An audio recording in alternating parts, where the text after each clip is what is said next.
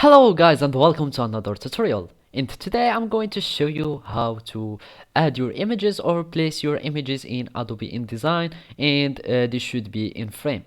So now you will need to open your InDesign software and follow these simple steps. Basically, we will need to start in drawing a shape that will become as a frame to our images, and in my case I'm just going to add an ellipse with the ellipse tool and have this circle here, and I'm going just to replace it here.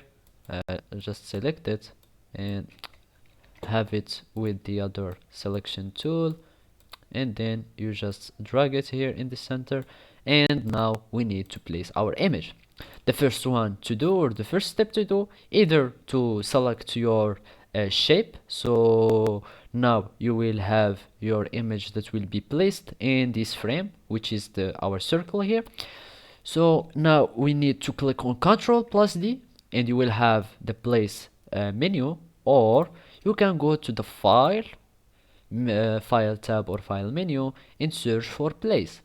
Basically, here is the place option. You click on it and we will have the same pop-up menu or the pop-up window. Basically, now you are going to search for your image in your desktop and you will just import it. So I'm going to click open, and as you can see, this is my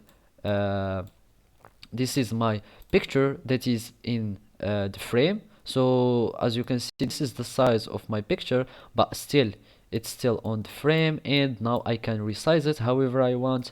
I can have it like that, have a good resizing of the picture, and go like this and have it in this frame.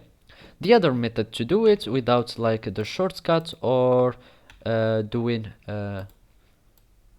like going from the file, etc., you can just select your shape and then you will grab your image wherever you have it, and then you will take it to drag it to Adobe InDesign and put it on the shape, and you will have it in the shape.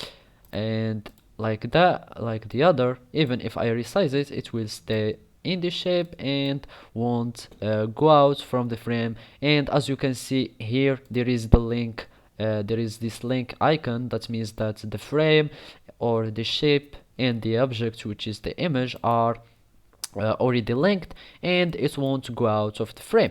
So basically this is how you can do it in Adobe InDesign. Thank you for watching and see you next time.